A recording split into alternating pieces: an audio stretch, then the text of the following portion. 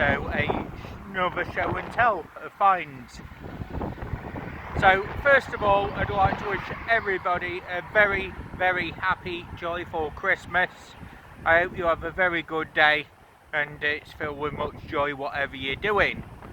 And I'd like to take this time to say I'm going to be very, very appreciative of all who follow, like, subscribe or comment onto the channel. It wouldn't be there if it wasn't for all of you out there. You all mean the world to me, and we look forward to bringing you more adventures, different kinds, and maybe other things as well, like back to the metal detecting after having a 7-month break. Now, my thoughts are with John Willits, the person who passed away back in May of this year. I haven't been metal detecting since that point, but I do feel ready to return back to that hobby again. I have been metal detecting since I was 6 years of age, and I'm now 40, so yeah, I miss it. And even though my friend isn't here, I'm sure I can find more things and do as I used to do before, and I know that he'll be seeing in spirit. But yep, I'd like to thank every single person. The channel is there because of all of you, and I'd like to thank you all for the support you've shown to Magnetic North over the past year, and certainly over the past year and a half. June 2022 was when it founded, so thank you very much all. So this is some of the finds from the last mudlark, and we've got bits of copper, and this would have been a light bulb fitting. That will go to recycling.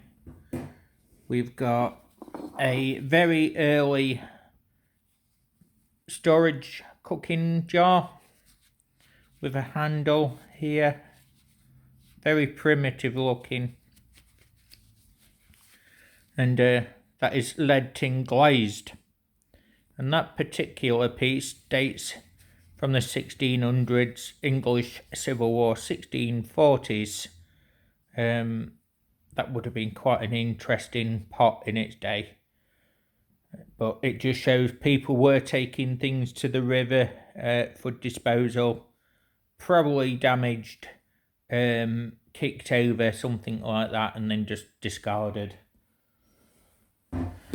And then here we've got a piece of Victorian plate, 1890s, and that's a floral pattern on there. Again, people cut those out, make pendants, things like that. Just plain on the back. But you can see how long it's been in there with how pitted it's become. And then here, and here, and this piece here. This is fossilised tree root. There's where the organic matter has been in there as well, and it literally just looks like brown ironstone, and the only way you can tell it's a fossil is it's got these marks on it from the root itself. Stigmaria fossil. And this piece here is obviously the same with that on. And when that's been in the water for so long, you just can't tell what it is, and it looks like just general stone. But that is the remnants of a prehistoric tropical forest from England, and it dates anything from 80 to 190 million years, they say, on that. This is another type of root. You can see all the pattern work here. And there again is where the organic matter's been. That's a different type. I'm not sure of the name of that one, but that's pretty cool. And then somebody's dumped their old phone. There we go, that's what it is. Model 5003D. Again, that will just go in the dustbin. It was an item that shouldn't have been in the river. And here we've got a knife blank for a butter knife. Grip tang on it. So with that fitting on that would date from the 1930s, 1940s. It's unfinished. And there is no maker's mark, but these are always found in the rivers in the north of England. And then down here, got a brass buckle, just there. That's most likely from World War One, from soldiers' equipment. And often soldiers used to wear equipment after the war had finished as well, just for general pouches and things like that. We've got porcelain, and that would have been an electrical fitting. 12 amp. So that's going to be 1920s in date. We've got another old car. I don't know the type, just made in China. But a cheap version of a kid's toy.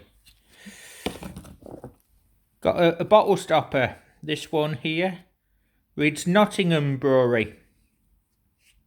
So that would have been in a beer bottle that's come from the city of Nottingham, Robin Hood country. And that's obviously somebody that's come for a day out. And there is maker's mark on the bottom, which is just there. And that's going to be pre-1920 in date. Just here, we've got some very, very old, early twisted rope. Now, I have found this before elsewhere as well, and this generally dates from 1460 through to 1650, and often it was horsehair, twine, and this sort of stuff has also been found on shipwrecks like the Mary Rose, which was King Henry VIII's ship in the 1500s. Got some furnace waste in a lovely green blue, semi-polished, and this is literally the bottom of a heat treated furnace. This is where the heat and silica has been, and that would date anything pre-1900. And this is literally waste glass that's gone to the bottom of the furnace and formed literally as hard as stone. And that would have been swept out of the furnace every so often. Got another piece here. You can see where it started to layer on top of something. And that piece is a lovely blue-green colour. Now this does polish up really, really nice. And once it's polished, it actually looks like opal. And just another piece there. Again with a curve and showing where the silica pore is of the glass. Blue-green. And they're all going to be pre-1900 in date. Got another electrical fitting just there. Slight damage on it, but these are very good for making moulds here, for pouring metal, pewter, things like that. bone knife handle. There we are, it's bone. So it just shows animal bones were reused for that purpose. Here we've got lots of clay pipe stems, 1660 through to 1920. Different shapes, different colours. This piece here, it's still got the end bit and the bowl would have sat up here. People make necklaces, jewellery, things like that. We've got a bit of polished glass, United Glass bottles 15, so that could be the date 1915, and that would have been a little medicine bottle. Bit of pottery with some writing on it. That does fun out, so that's probably been a Yorkshire saying cup. There's a stone there, I just liked it, but if you look at it, it's a face, so that is going to be made into a pendant. It's partially got a hole through already, so that'll just be an interesting little curio. And when these are found, they're known as stone faces. There we are. So that is an old stone face. Often these were pendants and talismans, and they was designed to keep bad luck and evil away, protection amulets. Just a piece of metal here, alloy, very light, probably part of a car engine. Got bits of poison bottle glass tops. They're going to be Victorian in date, partly polished. Got this stone, doesn't look much, but the shape of it tells me that that's actually a rubbing stone. So what they do with this, there's a thumbprint there, so you literally put your thumb into it like that, hold it on the side, and you would rub leather in a tan yard to make it softer. And these are always associated with tan yards, leather working sites, but there's the old thumbprint, so that's had a lot of use, and again, just nicely done over the material, often in water, sometimes in other fluids as well. These often became lost whilst working, but it's great social history. Got a small canister shot there, grape shot, iron. It's got a seam on it around there, and that's going to be early 1800s in date. And then we've got this one. Well, when I found it, I thought it was actually a large grape shot. It's not. So if you look carefully, just here and here, you can actually see there's two worn out bits there.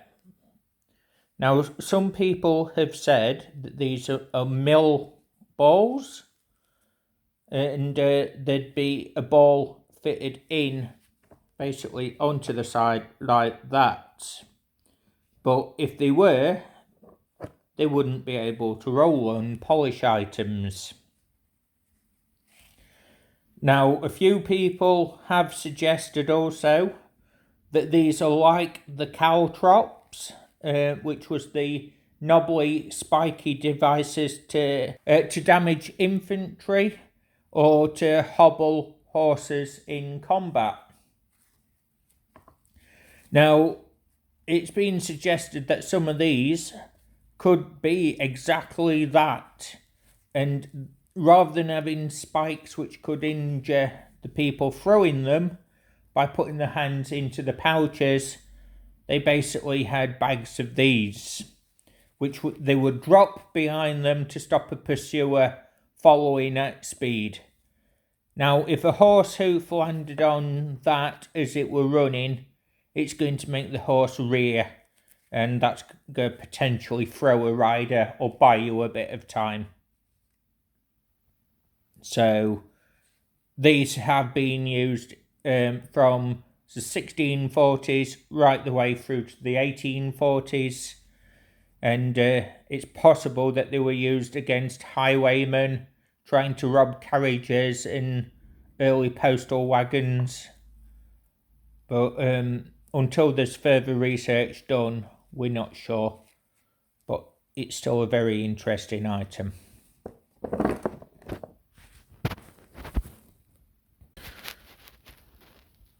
So, some more finds. We've got modern electrical fittings, phone chargers, cable from a light. It's still rubbish, so it'll be removed. We've got an old electric porcelain insulator.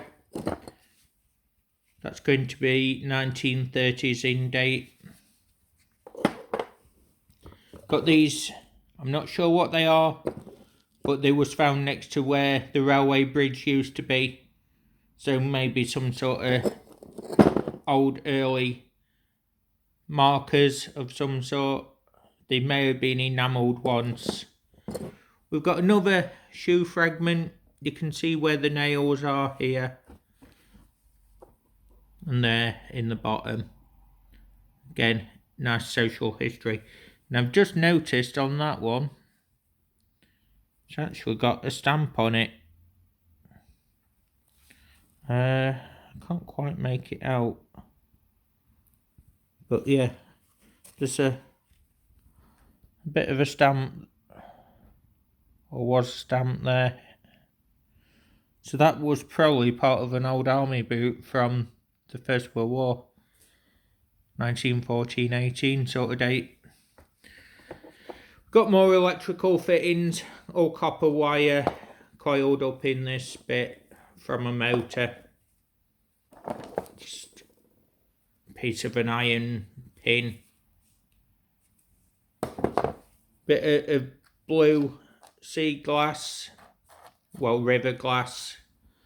Lots more clay pipe stems. Got a burned clay pipe there. It's smaller, narrow, very thin. These generally date, it's okay. These generally date late 1700s into the early 1800s. And then we've got a bit later one there, about 1810. Another one there. Shame it's got this chip out the top. Now this was found right next to each other, so that'll be the remnants of a full pipe. It's you can see where the break's been on it. And then here we've got a old pin, probably a charity pin, and it's got a family on it, and it's got a date 1963. Just on there. There we are.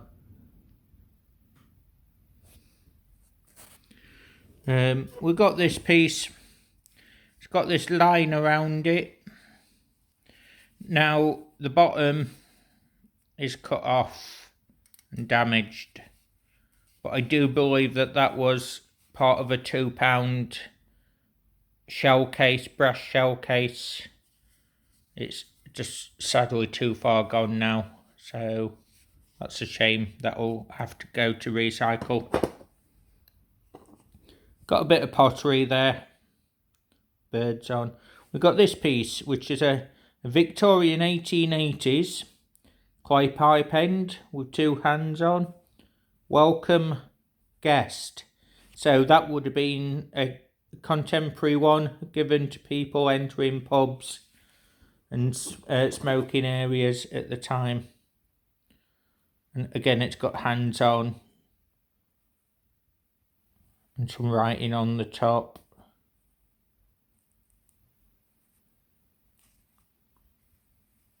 Can't quite make it out. Needs further clean on that. Then we've got some more damaged ones. This one's a very early one. It slants forward. This is a 1700s clay pipe bowl. Very thin, very delicate. Always plain. Bit of barbed wire.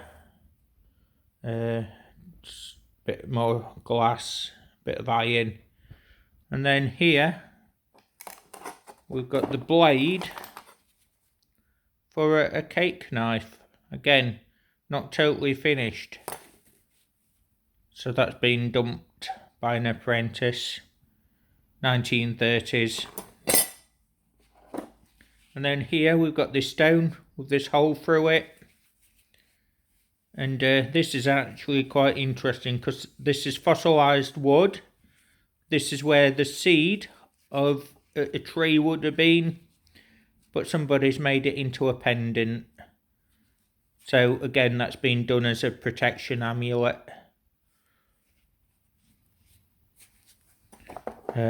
These were often done pre-1800 by miners and people like that. Then down here we've got 3 pieces of clay pipe. Absolutely beautiful decoration on them. That's decorated with horseshoes and dots. That one's got writing on it. This one here, it's not very clear, but it's also got pattern work and what looks like 1780 on the back. And then somebody's old colliery token. Thurcroft Main Colliery. That's in South Yorkshire. No name on the back, but it does look like it's had some sort of number stamp on the back. That's cleaned up quite nicely. Now, miners used to wear these in the 1970s, 1980s, and they were often dumped when the pits closed down. So I'm quite happy with that piece. So here we've got an old industrial light fitting, copper, brass and iron, porcelain there. That's why you get a lot of porcelain in rivers. When you mudlark, it's from bits like this. And just here with all the brass screws and nuts. This is the iron bit. So they could be found magnet fishing as well. We've got Kilnhurst and a Sheffield Patent Brick Company brick. Now, these are social history, industrial architecture. There are many collectors of these, and these ones are for Gavin because he collects those. He will be doing a show and tell very soon on those as well. We've got this little tag. It's been purposely cut. Got a hole in it. And this little piece here. Now, what I'm told, because I didn't know on this one, is it was literally an emergency glass breaker. So this would be on a loop, and then you'd basically put that onto the glass and you'd tap it here with something heavy and hard, and that would crack the glass so that you could actually then break it and get out of a building. Bits of copper and brass. This fitting here, it's got a weight on the end, brass collar, and this bolt. I'm not sure what that is, but that came from near where the tramway used to be. Got a machine gear, just there. A large brass nut, which had a bit of iron pipe inside it. And then we've got this early shell-bound pottery, just there. Now this could be anything from the 1300s right the way back to the Iron Age. I don't know. It's got burning on it as well. But shellbound pottery, greyware, made out of local muds and clays. Well, that's another roundup. I will be doing one more magnet fishing video this year, and it'll be the last one of the year. So thanks for watching, everyone. I hope you like the show and tell, and have a good Christmas, everyone. So thanks for watching. Really do appreciate everything that you do, your comments and even your likes. So thanks again. Bye for now, everyone.